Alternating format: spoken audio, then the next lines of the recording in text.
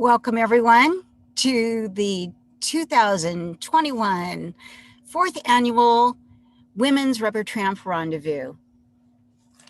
We are being hosted today by Homes on Wheels Alliance, for which I am the executive director. My name is Sue Ann Carlson. Today's topic for this afternoon is women's hygiene, one of two topics that have been offered at every women's RTR. Our presenter is Lex, and Lex joins us from Arizona.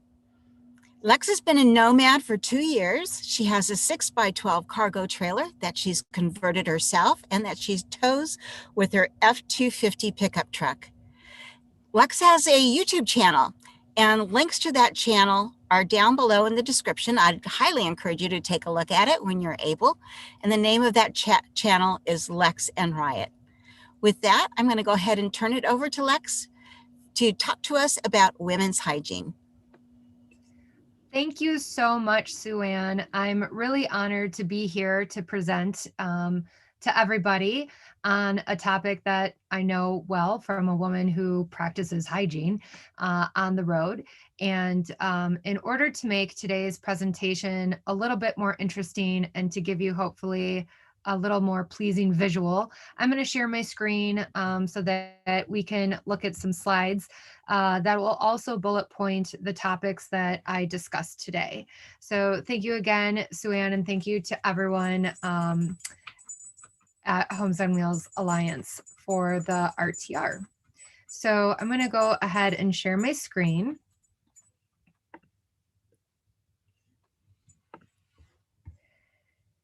And okay, as Sue Ann mentioned, today we're going to talk about a lady nomad's guide to women's hygiene.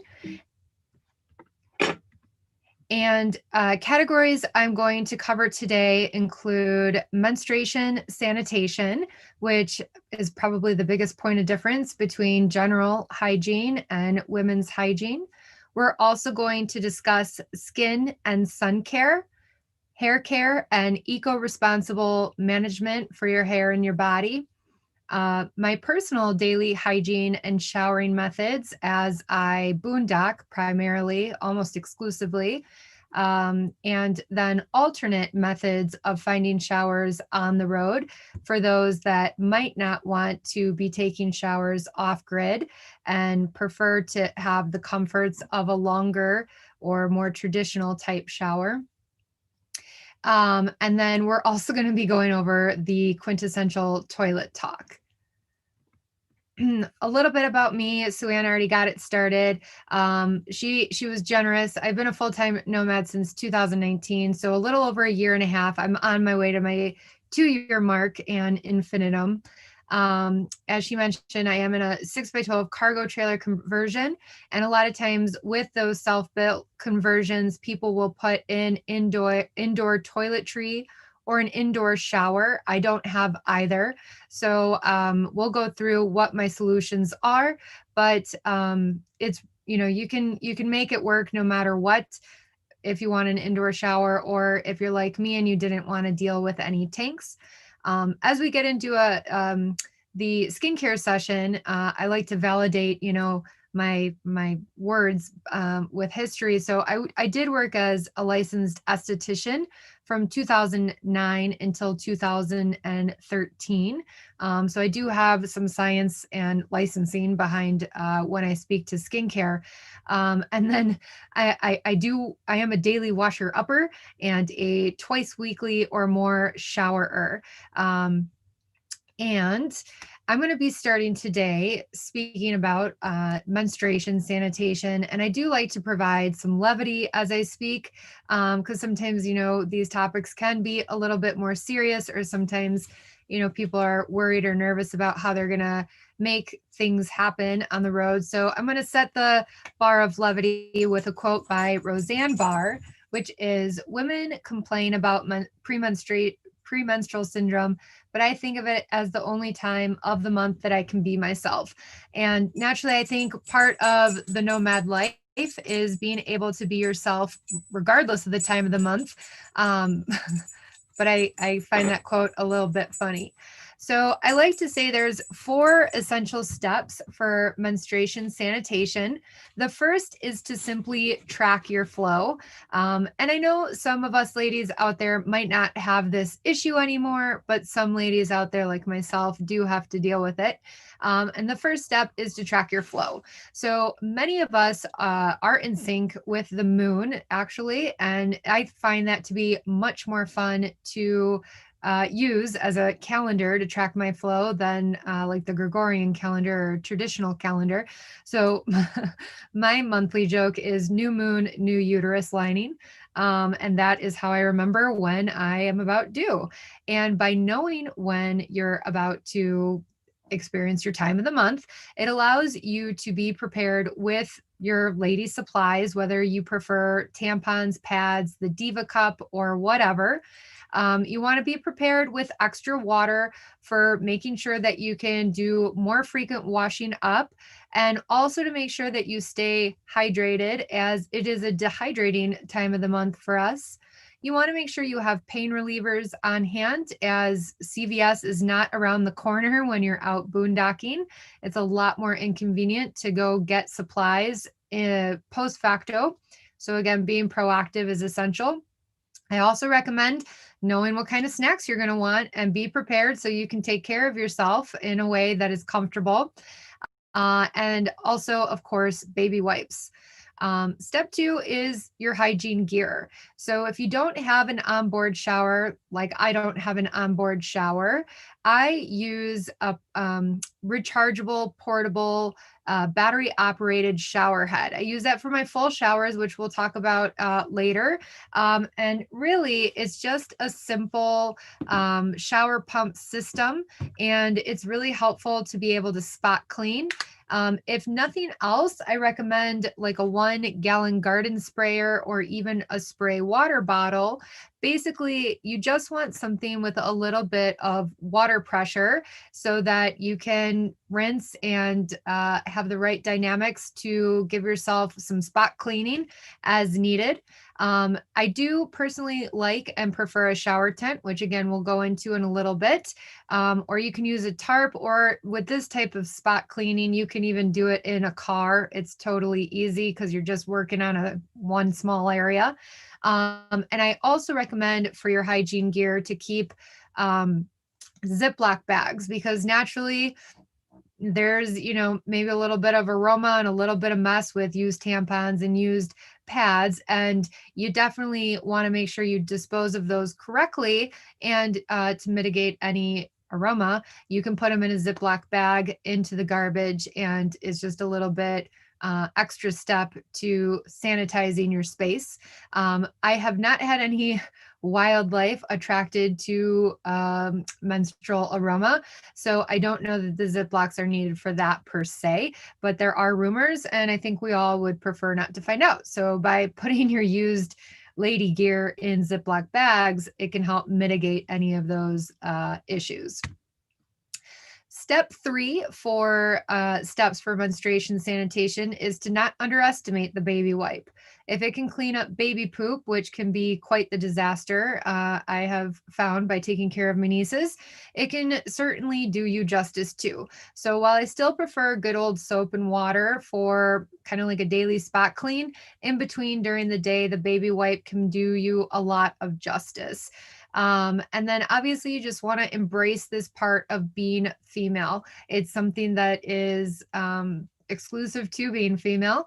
And it gives you the opportunity to take that week every month to simply focus on your self-care, to take it easier. I'm a pretty avid hiker, but during that week, I might chill out just a little bit on my hikes.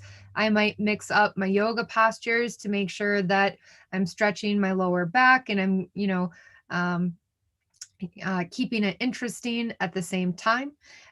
It gives you a time to be more conscious of your emotions. So it's a really great time during the week, or during the month rather. It's a really good week during the month to be more mindful. And then I find that it's a lot easier to embrace this part of our nature while you're out in Mother Nature. So, sometimes it's just a nice time to reflect on the feminine aspect of our universe and embrace it. Moving on to skincare, because naturally we got a lot to cover. The world of women's hygiene is quite broad. I like this quote by Coco Chanel, and it's beauty begins the moment you decide to be yourself. So as we talk about skincare, we're going to go beyond just that idea of beauty, and naturally doing what you need to do, whether it be curling your hair, using a blow dryer, putting on makeup, pampering yourself, giving yourself spa days. All those things are really great. And I think it's super important that whether you're at home or on the road, you do what you need to do to feel your personal best. But outside of just feeling good, taking care of your skin is really essential for your overall health. Your skin is, in fact, your largest organ, and you carry around about 8 pounds of it. Your skin is also your first line of defense and your first layer of protection from the elements. And elephants, probably, but certainly the elements. Our skin protects us from microbes and helps to regulate body temperature, which is particularly important because most of us live without synthetic temperature control. You know, we don't necessarily have controlled air conditioning and controlled heat like you do if you live in a traditional sticks and bricks. So your skin is really important to be able to regulate your body temperature, which is another reason to take care of it. Because if you don't take care of it, you can weaken, as like the lipo barrier, you can weaken its immune response. You can think of your skin, it has lots of responses that, you know, are pretty noticeable. For instance, a sunburn is damage to the skin and it's an inflammatory response. Your immune system is being sent to the skin to deal with it. That inflammation creates the beginnings of healing. But when your immune system is working on controlling immune responses in the skin or helping to repair damage to the skin, naturally your immune system is distracted from helping other parts of your body. And naturally in current era, it's best if your immune system is able to maybe pay particular attention to your lungs or whatever it might be. So simple skincare is essential to taking care of the largest organ of your body. And we're going to talk a little bit about how to do that. But sun care, out of anything that we talk about, is the absolute must, particularly here in the desert. So as we talk about going beyond just the basics of beauty when it comes to skincare, the first element I recommend is washing up in the morning and in the evening. You can use just a simple wash up basin, like a collapsible bucket with some water. I personally, use a little bit of water I warm on the stove as I'm getting ready to make my coffee. I use a biodegradable natural face soap. I use natural lotions and oils as well. I get my skincare personally at Whole Foods. You can find things that are very eco-responsible, biodegradable. And I find because they're very high quality products, you're also using much less products. So less product goes a longer way. Even if you're paying just a slightly higher price point, you're going to use it longer than something that is less expensive. And you want to obviously be mindful of your gray water, which is why I focus on using natural oils, natural soap, and natural lotions, both morning and night. And you can also use something natural for your SPF. So coconut oil, and you can get it in a huge vat like this. I think this was $8 for 14 ounces. And coconut oil has a natural SPF of 20. Now, the Board of Dermatologists does recommend that people wear a minimum of an SPF 30. So this is a little bit lacking, but you can partner this with, for instance, some protective clothing and hats, which we'll talk about in a second. Now, personally, I struggle with coconut oil because it clogs the pores on my face. So if you have sensitive skin like me, you can use something like zinc oxide or titanium oxide. These are mineral sunscreens. And I use one from a company called Blue Lizard. I actually got this at Walmart, but it's a nice product. And this bottle was very inexpensive. It's water resistant for up to 80 minutes. So the important thing with any sunscreen is that you reapply frequently, at least every few hours, to make sure that you're keeping the particles active, because they will break down not just in the sun, but just from the oils on your skin. So you do need to be mindful to reapply. Other ways that you can go about protecting your skin from the sun, if you're sensitive to sunscreen, or some people have an aversion to sunscreen for whatever reason, or maybe in addition to using sunscreen, would be things like hats, wearing a wide brim hat. You can wear a veil, although it might look a little strange in the United States. You can think of women in the Middle East or in India. It's not always just a religious thing. Historically, women wore veils to also protect their skin from the sun, as you know, having a fair complexion was always a beauty ideal, and they didn't have access to sunscreens, so they would wear a veil. So you can wear a veil.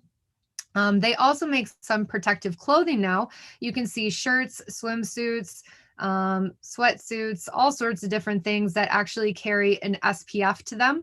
So if you don't want to wear sunscreen, or if you want to double down, I recommend looking into hats, veils, and some protective clothing. Also, you can be mindful of when you are scheduling your activities during the day. So for instance, I try and go for hikes at dawn, so the sun is not even that high on the horizon by the time that we get back. I try and stay inside or in the shade during the middle of the day when the sun is its most aggressive, and then I might come back out towards the evening hours, when again I know that the sun is going to be much less damaging. So you can be mindful of when you're scheduling your activities as well. And then as nomads, we're obviously in our vehicles more than the average bear would be. And so you want to be mindful of your driver's side. You can Google this study, it's on the internet too. But when I was in aesthetic school, one of the most notable and memorable studies was of a man. He's a truck driver, and he had some serious skin cancer on the driver's side of his face. But there's this special light that dermatologists and estheticians will use, and it helps to see the sun damage below the surface of the skin, so beyond what the eye can see. And this gentleman had severe sun damage all along his driver's side, while he had very minimal sun damage on the opposite side of his face and body. And so it really goes to show how much sun is coming through your driver's side window and that side window where your arm might be lying. So you want to be super mindful of all those hours in the car and the impact of the sun while you're driving. That's a good time to make sure that you're wearing sun protective clothing and that you're wearing sunscreen. We're going to go into the more shower type portion of hygiene, in addition to hair care. And again, I'm going to go with a quote from the author Henry Miller, who said, 9/10 of our sickness can be prevented by right thinking plus right hygiene. And I think that's as true today as it was back when Henry Miller wrote it. So first, we're going to talk about hair care and eco-responsible management. Since I'm mindful of my water, I like to stay out boondocking for about 10 days at a time. I do use dry shampoo, so I only wash my hair about once a week. My personal preference for dry shampoo is the Not Your Mother's brand, and it's actually really helpful. It smells good. It helps to absorb the excess oils in your hair at your scalp. So it's not just about looking good, it's also about comfortability, because naturally the scalp can get uncomfortable if you don't wash it or scrub it well enough. And then when I do shampoo my hair, I use natural or biodegradable shampoo. A lot of people are familiar and might use Dr. Bronner's. My hair was not compatible with it at all. So I found shampoo bars to be a really great alternative. Again, Whole Foods is a great place for natural skincare and hair care. But I also personally love the shampoo bars from a brand called Lush. You can find the Lush brand at certain malls, and of course online, like you can find anything else. And shampoo bars are also nice because they're solid like a regular soap bar, so you're not going to have anything spill. And then you can get, in a different variety. So I obviously have color treated hair, and they make a shampoo bar for that while still being natural, biodegradable, and eco-responsible. For us ladies, I spoke with someone who said that she cut off all her hair in order to become a nomad because she thought that long hair was just going to be too hard to manage on the road. I obviously have longer hair, and it's all going to be part and parcel to your preference. However, she regretted cutting off all her hair. She liked her long hair. She just thought it was something you had to do. It's not. She actually regretted it because she found that she didn't have as much hair shaft for the oils to go down. So she kept feeling like she had to wash it more frequently because the hair shaft was so short that the oils just kept accumulating on the few inches she had, where when you have longer hair, the oils can go down the shaft farther. So if you like having short hair, great, go for a short haircut. There's definitely less combing and management that way, less to wash, less water used in order to manage it. But if you like having long hair, there's no reason to feel like short hair has to be part of it for convenience sake. And I just mentioned that because I thought that was a really fun conversation. She was very upset at herself for cutting it. But then I've met other people that are very happy that they cut it. So just don't feel like anything is necessary in order to become a nomad. As I mentioned, I do color my hair. That's actually what you're looking at in this picture here is me highlighting my hair. This was when I was at my campground host job out in Mount Hood. And the significance is being conscious of what you do with that gray water, because naturally using hair bleach or hair color is not good for the flora that is around us. And so when I color my hair off grid, I'm really mindful to either be in a campground that has showers available that go into a traditional septic system, or like I did when I was in this situation up at Mount Hood, I rinsed my hair into a 5-gallon bucket, and then I used the pit toilet to dump the water in.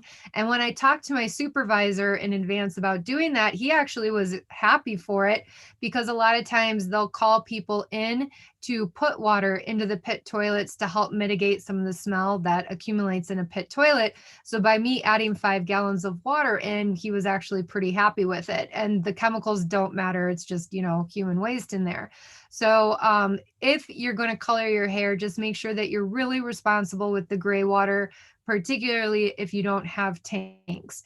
And anytime you're bathing, make sure that you're at least 200 feet away from any water source. So sometimes, you can think of like hobo baths from back in the day where someone's going to jump into a river or a stream or a lake with a bar of soap and a dry brush to get their back clean. But you don't know what kind of, even with Dr. Bronner's, even with something natural, you don't know what kind of effect it could have to the aquatic life in that body of water. So I highly advise, recommend, and ask that you can get the water, for instance, into your shower bag, or I use a 5-gallon bucket to get my shower water. And I might collect my shower water from that source, but I'm going to bring it at least 200 feet away from the body of water to do my actual bathing and showering up, since I am letting the gray water go right onto the ground. Now, as I was kind of speaking about my personal hygiene, I wash twice daily, brush and floss, just like I do at home. And I do use a shower tent. So the one that you see here on the screen is the one that I use. I use a traditional razor for shaving, just like you would at home. Though some ladies like to use electric. I just personally find that it doesn't get close enough, but I can see where, electric, you don't need water to shave with. So that can definitely be a solution to making sure that you keep your area shave that you want to. And then, as I mentioned, I use the Ivation shower head. In between my regular baths, I take what you could call PTA baths. It's the same kind of thing as a bird bath. And essentially, you want to wash what stinks. I actually grew up with pretty bad eczema when I was a little kid, and the dermatologist told me not to take such frequent showers. And certainly not hot showers. You're supposed to take kind of lukewarm showers. And he told me to just wash what stinks and to actually do full bathing once or twice a week. So I'm finally, as a nomad, actually taking my dermatologist orders from back then, because of course I never listened to him then, because the tradition was to scrub yourself every day, which also led to me continuing to have eczema throughout a lot of my teenage life. Now, to give you an idea, for bathing, drinking, and cooking water for me and my dog, we do go through about 15 to maybe 20 gallons a week. About 5 gallons of that goes into washing my hair. About 7 to 8 gallons of that is my dog's drinking water, and the rest is going into cooking, bathing from the neck down, and cleaning up. Now, my guy friend goes through about only 3 gallons a week. But I think he's chronically dehydrated and probably smells. So you might gauge yours between 3 gallons and 20 gallons, depending. Now, there's obviously alternate methods to finding showers on the road if you like something more traditional. So truck stops are a big one. Oh, Sue Ann, is that my 5 minutes? Yes, I just Cool. need to interrupt you and let our viewers know that now is the time they can start entering questions for you. And to do that, you enter that into the chat box on the YouTube channel. If it doesn't show up for you, then please refresh your screen by hitting the round arrow in the upper left-hand corner if you have a Windows machine, or the round arrow in the address bar if you have a Mac or an Apple machine. Thank you, Lex, for letting me interrupt you. Please continue. Okay, and I have about 5 minutes. Is that right? That's correct. Okay, cool beans. Thanks, Sue Ann. If you need to go longer, that's okay too. Probably need to go shorter. Okay, you can go shorter. Okay, thanks. All right, we'll see how it goes. Sometimes I get on a ramble. So alternate methods of finding showers on the road.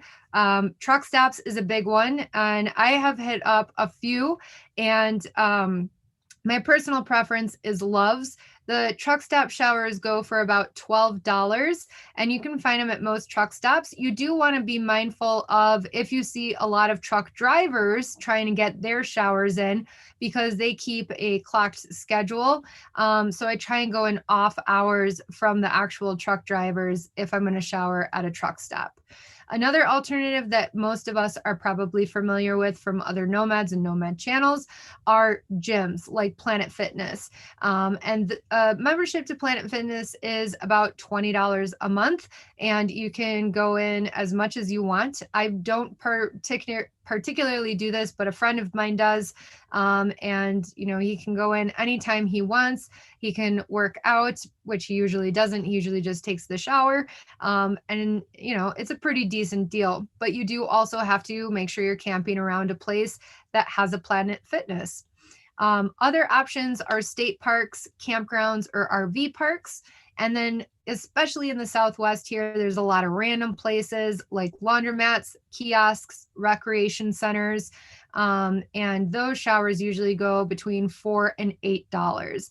Now, for me, just to give you, because we're going through prices, just to give you an inference, for me to go through, let's say my 5-gallon bucket of shower water each week is $1.50, which is one of the reasons I just go with that. And I never have to break my boondocking camp. I can stay far away from people and still feel good and clean for $1.50 a week. All right, we're going to finish up today with the toilet talk, the quintessential must be spoken of toilet talk. And, there's a lot of feelings sometimes about how nomads go to the bathroom from, other people. And, there's no judgment in however you want to do it. But some facts that make me feel good about the system I came up with is to flush a toilet on average in the United States takes between 1.5 to 7 gallons of water. The average person flushes about 5 times a day. So that is an average of 15 gallons of water just for urine and feces per day, or 5,475 gallons of water literally down the toilet a year. At the same time, over 2 million Americans live without access to running water to drink or to bathe, let alone flush. So while many people are flushing 15 gallons of water down the toilet a day, over 2 million people don't even have access to running water for drinking. Additionally, human manure has been used as fertilizer for decades and can be safely composted. You can look into more information on using human manure, which isn't as applicable to us as nomads, but just good information, by Googling the Human Manure Handbook. And just to briefly, and I might go over just a minute, Sue Ann, now that I look at my timer, just to go over toilet options real quick. The Nature's Head or other ready-made compost toilets are a great option, and they're about $925. I myself went with a DIY compost toilet, which is essentially a 5-gallon bucket and compost material, because even with a Nature's Head, it's not going to be composted by the time you go to dump it, and you're going to essentially dump the compost in the same way you do with a DIY compost bucket, by putting it into a garbage bag and putting it into the dump. Both systems, whether you pay for the Nature's Head or you go the DIY route, are really going to do their composting in the landfill. So I just say, just save myself a little bit of money and do it myself. Either way, you're going to be using a urine diversion container, because your urine is actually the stinking part. It's not just arrogance that makes people think that their stuff doesn't stink. It's actually almost truth, because it's your urine that really stinks when it combines with your poop. So urine diversion, whether you want to do it, if you want to stand up and pee outside, funnels are really, really great. I've tried several, and there's one called a P style, and that is my favorite female funnel, but I still tend to squat a lot more often. And in your rig, you can just use a pee diversion container. I know a lot of people just use a Folgers can, an empty Folgers can. I myself use a Tupperware container. Other options are the cassette toilet, like the Thetford porta potty. And that you can think of as like your own personal porta potty. You just do all your business into what seems almost like a regular toilet, and then it collects into a little cassette that you take out and dump into a traditional toilet, like at a rest stop or something. Some people prefer just the bucket and bags. You can think of the same thing as what would happen with a diaper pail, or the same way you dispose of your dog do. Just go into a bag, wrap it up, throw it out, just like you do dog poop. That naturally is only going to be about $15. And of course, in order to mitigate smell and leaking, you still want to use a urine diversion container. There's cat holes, but my biggest advice is to please, please, please, please don't be lazy with them. They are cheap. They only cost a shovel, but you must go at least 6 inches down. Make sure to bury it, and then do not bury your toilet paper. I advise either burning it if it's legal to have a campfire, or putting it into your trash, but you don't want to leave behind your toilet paper. Animals will dig that up for sure. And then some folks are going to have a traditional RV toilet and black tank, which is almost like a home system with a septic system. It's just you're the septic person, and you have to make sure that you empty it and sanitize it. And obviously there's more of a reoccurring cost with that. But there's a lot of different toilet options. It's all going to be within your comfort zone. My biggest thing is I just never think anyone should feel weird about having to go to the bathroom. It's super natural. There's lots of ways to keep it sanitary. And between hand sanitizer and baby wipes, you can make sure you keep your hands clean too. So that there is the end of my presentation. If you want to check in on our quirky travels, we do have our YouTube, luxandriot.com. I also did write an extensive article on building your own DIY compost toilet. You can find the article on our website, luxandriot.com, and it also goes through some more stats on water usage. So I'm going to go ahead and stop my share now. I know I went a little over, so thank you for entertaining that. Thanks, Lex. That was great. So let's get to some questions. This is from Marianne from Boston. Where do you pour your urine? On a bush.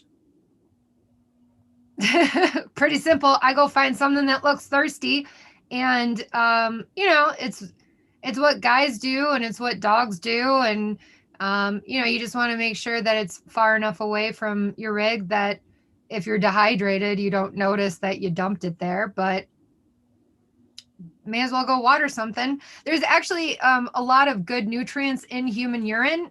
And again, if you look up like the Human Manure Handbook, you can actually find out a lot of interesting things of how human urine can act as fertilizer. So, Good idea. Okay, this is from Jenna W. Do you use a blow dryer or a curling iron?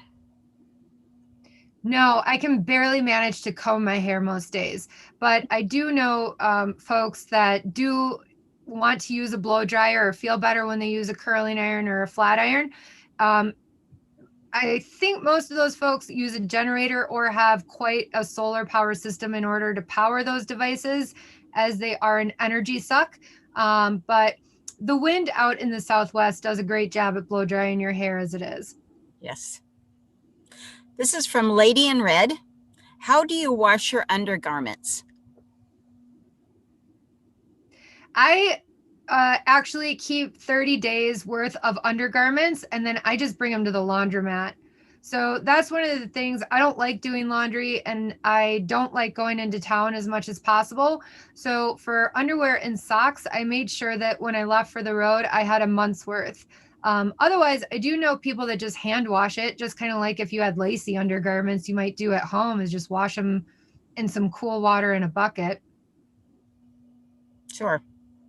Okay, this is from Darlene S. What do you use to stand on in your shower tent, and how does it drain?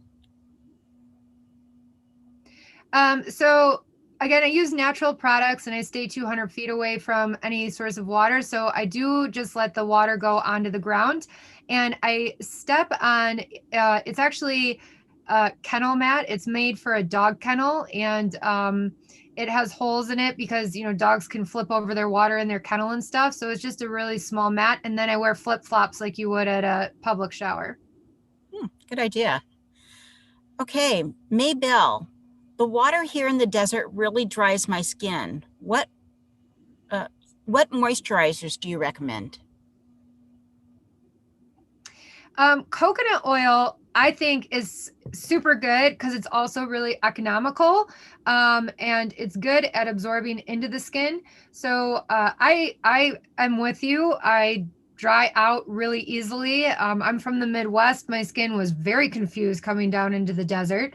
And coconut oil has been a huge help. And then cocoa butter, its counterpart, or shea butter has been shea butter is great for my face, and all those things have also been helping my hair not be quite so staticky. And they're all natural. You can buy them in bulk. They're relatively inexpensive. Okay, good. Okay, this is from Hannah, Indiana. What type of deodorant do people find effective for van life? Something without a heavy odor would be preferred.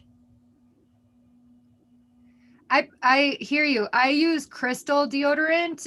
It's natural. It uses minerals. Or I use one. It's a spray one. It's called EO. It's like right over there. I want to grab it, but I'd have to get up and get off screen. It's called EO. I got it at Whole Foods, and it's scented like lavender.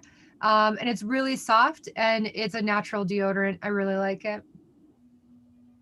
Okay, very good. I think you already answered this, but let's go ahead and ask it again. What do you find to be the best female urinal? I tried several actually. I tested several for the reason that I was not convinced that I would like any of them. The one that I did end up liking the most was, it's called P Style, the letter P dash STYLE. You can get them on Amazon. A lot of people like the Shiwi, but that was way too, it did not work with my body's design, let's say, and it led to leakage, which is not a very fun thing to do. So I'm all about the P style, but I feel like those are very personal to your body type. Right. Good point. Okay, Talia, do you ever feel vulnerable when you're in your shower tent? That is such a good question. And I'm so glad you asked it because that's something that I meant to discuss. So I lived in Chicago for about a dozen years before I went on the road. And I felt more vulnerable in my shower in my apartment. Like, there were times where I would run out and, wet, naked in a towel to double check that I locked my apartment door. I don't feel that out here. I do boondock. I go out farther than most people go. So I don't feel vulnerable at all. And also with the shower tent, there are like little windows on it. So you can peek out, you can listen for noise. It would be really hard for someone to come and startle you. Worst case scenario, shower in your swimsuit so that you're not like totally in the buff. But no, I actually, there's something really primitive about being naked in nature. I like it. But I felt more insecure in Chicago showering In your apartment. That's interesting. in my apartment. Yeah. Yeah. Cause you never know when people get robbed left and right in that city. So you never know. Right. I would, there's more likelihood of someone breaking in that door without me knowing than someone being able to creep up on me outside. You'd hear them here. Yeah. Okay, this is from Carrie Vanish. What are the off hours for truck drivers taking showers? I'm not 100% certain on this. My husband was a truck driver, over the road truck driver, and he would always try and get his showers in the middle of the day. And then obviously like overnight, like late night when truckers often are required to pull off the road. So his recommendation back when I would take just cross country trips and would stop at the truck stops was to go mid morning if you can. But you'll kind of notice depending on how many rigs are in the parking lot. If you notice it's super saturated with truckers, or a lot of them are just kind of milling about inside, like they're waiting for a shower or waiting for something, that might not be the best time to go. Yes. Okay, Phyllis asks, when you use zinc oxide for sunscreen, does it leave your face pale or white like the lifeguards' noses in the old days? Good point. As you can see, I'm really pale anyway, so it doesn't have too much effect on my shading. But I can see where at first it does go on a little bit more iridescent. But if you get one specifically made for the face, like this one from Blue Lizard, they're pretty much designed to make you not look freaky anymore, because they want people to use it. So if you get one specifically designed for the face, it won't do that. But there will be a little bit more iridescence. I don't care who's out here to judge me. That's how I feel. Okay, Debbie Emerson says, first of all, toilet paper is not necessary. Not used in India. They use a water sprayer. I used a washcloth, a specific color to wipe when I was in India. Would a garden sprayer work? Totally. Yeah. Just like when I recommend when you're on your period using like a water bottle, um, you know, anything like that, you're absolutely right. You don't have to, or like when I go hiking, I use a pee rag. So it's like a super absorbent rag so that I'm not bringing toilet paper out on my hikes. And you can absolutely use something like that and then just wash it periodically. Good point. Kimberly Martin, any thoughts on using portable wash tubs or twin tubs? I have looked into those. I didn't want to give up the space in my rig, but I really like the idea, especially because you can drain the water out.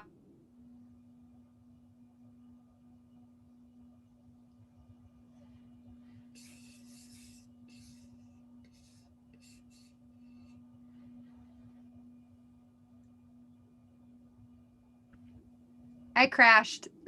Okay, I think we're back now. Go Sorry. ahead. Thank you, Lex. Oh, yeah, sorry. Yeah, I think those portable wash tubs are great. I just didn't want to sacrifice the space.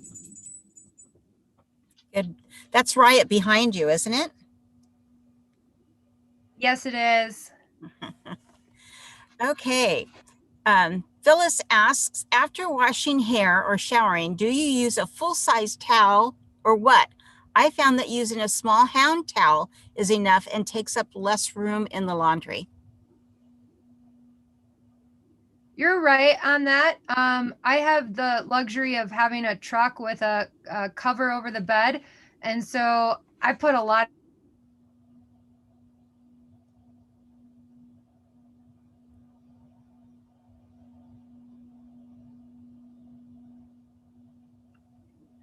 I'm sorry. For whatever reason, the internet decides to come and go all of a sudden. You're probably right, particularly if you have shorter hair. I use the same towel for my hair and my body, so I do tend to use a bigger one. Sorry about all the crashing. I don't know why the internet's deciding to not be friendly any longer. We had the same problem this morning and everybody had good connection. So it might be a Zoom thing. Mm. Okay, this is from Debbie. She's asked, what about, I think it's called Knix, spelled Knix, or other period panties? Do you think they would be helpful? Mm. Yeah, I mean, if that's your comfort zone, I think, as women, we're also individual. I think periods are so individual. I mean, you can look at how many products are on the market for them. So a big part of it is finding what is comfortable for you. Like, I know a lot of people that like Diva cups because they can stay in for 12 hours, they're reusable. But I did not find comfort with it, and I found them to be messy, at least with my dexterity. If you find the period panties to be good, the one thing is I think with period panties, you're looking at laundry, or like, I do laundry once a month, so I don't go that route. I use something disposable and put them in Ziplocs till I'm ready to go for a trash run. But if that's your comfort zone, work within it. Right. Okay. Kimmy asks, do women continue to shave their legs when boondocking if they don't wear shorts? I don't know about other women. I only know about me, and I do. And that's just like I don't know, I like the feeling of my legs shaved. But if you don't care, then don't. I mean, it's a personal preference, even if whether you're on the road or not. You know, I've known lots of girls that don't shave anything living in Chicago. It's just their personal preference. My personal preference is to continue with that maintenance schedule out here, because I don't feel any less girly just because I live on the road. Good point. Not Okay. that it's not girly to have hair, but you know what I'm saying. Right, right. In your hygiene practices. Okay. Yeah, whatever you feel is good for you. Yvette asks, Lex, what over-the-counter meds do you carry besides pain relievers? Anything else for your periods? No, no, I just carry some Advil. Some folks like Midol and all that. I tend to rely on yoga postures to help me if I feel like I'm discomforted. Okay. Okay. Kimberly Marquez. She's asking again, what brand shower tent do you use? It's called Wolfwise, WOLFWISE. I got it on Amazon. I think it's about $40, and it has lasted me since I originally left. So it's gotten a year and a half of regular use, and it's a little ripped, but not too ripped to use. So I recommend it. And if it isn't in the description already, we will have a link to that tent in the description down below the video here. Okay, Lynette French. Has anyone tried a portable travel bidet over toilet paper? So maybe would a spray bottle be considered a bidet? Kind of, right? It's in the same philosophy. That's kind of what I think of this submergible. Like, you just submerge this in water and then this will spray any direction. So it's very similar in theory to the bidet idea. Bidets just have a lot more water pressure than you might be able to get out here. That would be the significant difference. But you could probably get close. Yes. Okay, Free Spirit says, first of all, thank you, Lex. I use mineral-based sunscreen on my face. Is it important for skin health to wash it off of face every night? Is washing face every day generally too much for the skin? It's actually advisable to wash the skin at least once a day, if not twice, because you're also removing excess dead skin cells, and those are going to absorb most of the good stuff that you're putting on. You don't want to clog your pores, which can obviously lead to inflammation if you do clog your pores by leaving sunscreen or other oils. You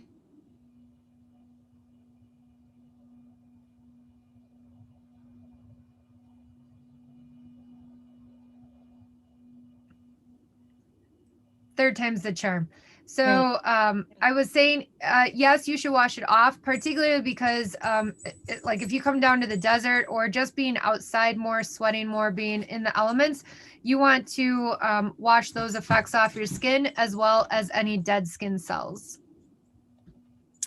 Okay. Gertie asks, do you have any suggestions for a good toothpaste that is biodegradable? Yes. What is I cannot think of the name of the one that I have up there, and I got it at Whole Foods. It's baking powder, baking soda, one or the other based. And on the box, it did say that it is biodegradable. So yes and no. Yes, because I do have one. No, because I can't go grab it for the name, but I got it at Whole Foods. Whole Foods is kind of a very good solution for natural care products.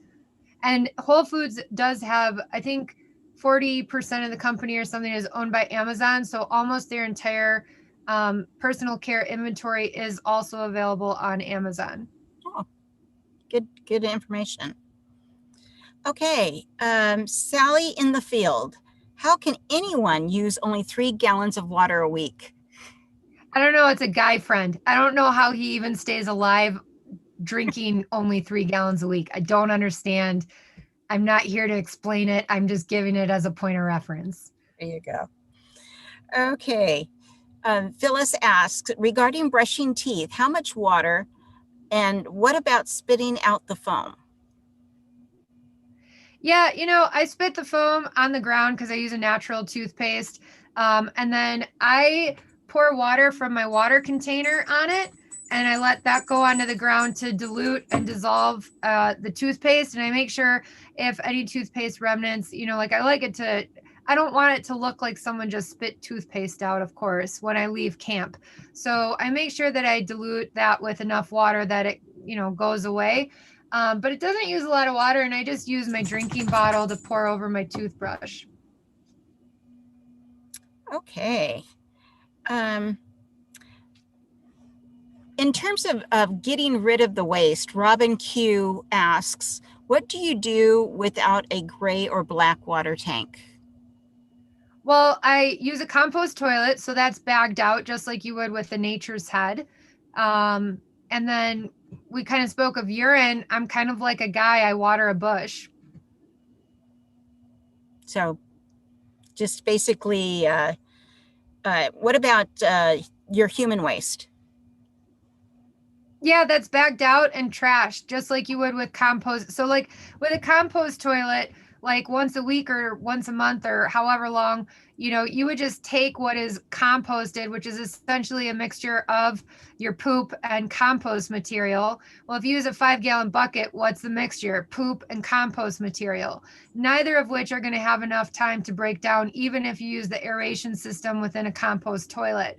So, personally, it just made financial sense. And I know with either method that you go with, the real composting, due to the time that it takes to actually compost, is going to be done in the landfill. So I just bag it out and trash it like I do with my dog's poop. There you go. Or baby diaper. Or a diaper or elder care diapers. There's a lot of people that don't have the ability to not throw it away. So Right. Okay. Nancy's rolling home asks, long hair or short hair to keep it from getting greasy? I haven't traveled with short hair, but just from talking to that one lady where she mentioned that the oil just didn't have more hair shaft to go down. And I noticed that washing my hair once a week, my hair actually seems healthier. So I don't know. I think it's a personal preference. Do you like having long hair or short hair? Really, the point of that was just to say, don't feel like you have to change your aesthetic practices or preferences just because you want to take your life onto the road. You can be just as beautiful and take care of yourself just the way that you want to out in this life too. There's no need to feel like you have to limit yourself or make sacrifices. Good point. Good point. Um, Here's another one that you covered earlier. Maybe they didn't hear it. Carla S asked, do you recommend a dry shampoo as a substitute for normal shampoo in between showers, and which brand? Yeah, I've come to like Not Your Mother's. This one is the toasted coconut, and this isn't a fully natural product, but outside of one, you go to wash your hair. It's um, that would be the only time that you're really too worried about it. So I do like this. There's also powder varieties, and there's always the good old fashioned baby powder. That's what my mom used to do back in the 60s, is just use baby powder. Cornstarch is another option as well. Kind of the same Yeah. idea. Yeah. Okay. We are out of questions and out of time. So we're going to do kind of some closing comments now. First of all, I want to say thank you, Lex. This has been really informative. And thank you, everybody, for being here and sending in your questions and participating. Do you have any kind of final remarks that you want to say? Well, thank you so much for inviting me to speak on this topic.